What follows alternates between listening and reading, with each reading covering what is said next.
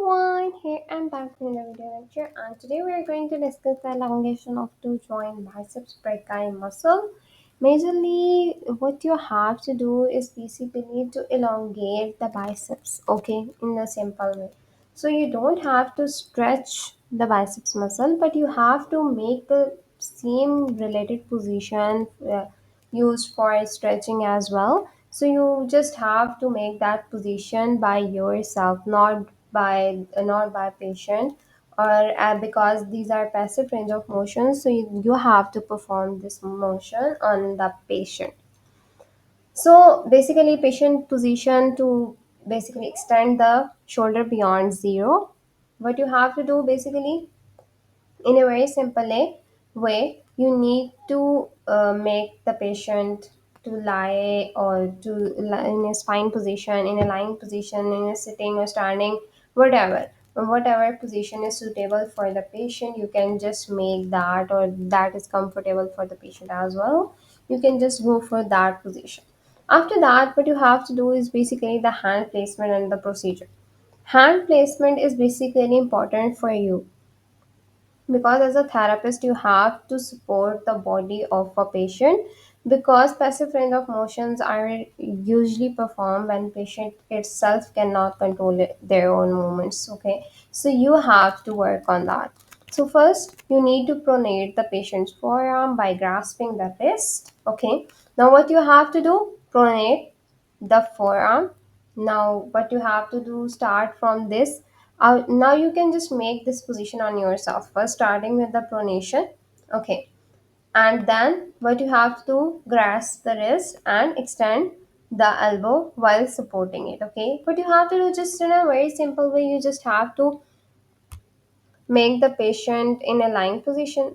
Okay, like this. Okay, now you have to do is basically grasping the wrist from one hand and other hand is basically supporting the elbow.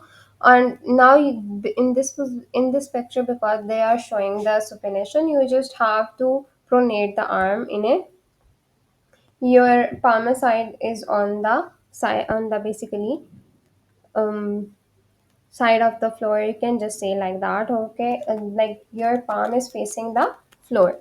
So first pronate the patient's forearm by grasping the wrist and then extend the elbow while supporting it. Okay, now when you are extending the elbow, now that means you have completely straightened the arm. Okay, your arm, your forearm, all our things are completely what, straightening in a straight lying position. Okay, then extend or hyperextend the shoulder to the point of the tissue resistance in the interior arm region. At this point, full range of lengthening of two joint muscle is reached. Okay, now I'm showing you the picture. Okay, this is basically the end position is formed when you are basically elongate the bicep muscles. But in this shows basically the stretching. You don't have to do this position because in a passive range of motion your therapist have to do. Okay, that means I am the one who is performing that on a patient. Okay, so because patient cannot use their other arm, you are using your arm, so your position is something different. But this is basically the end breath, you have to perform like that. After that you have to, when you can feel the slightly restriction on the shoulder region and the interior side, like just start feeling the tissue resistance and you see that okay, now there is some kind of resistance, I have to stop because this is the time the muscle is completely elongated. Okay, you don't have to stretch, you just have to elongate the muscle. There is a difference between the elongation and stretching, as we have discussed before as well, that elongation is just lengthening. Okay, but stretching is basically you need to put certain basically pressure on the muscle to further reach the more range, or you can just say that the elastic plastic regions that we have discussed in a stretching chapter. But we are not going in a depth here because that makes the lecture in a very detailed way. So we can just discuss that when you feel the tissue resistance, you have to just stop.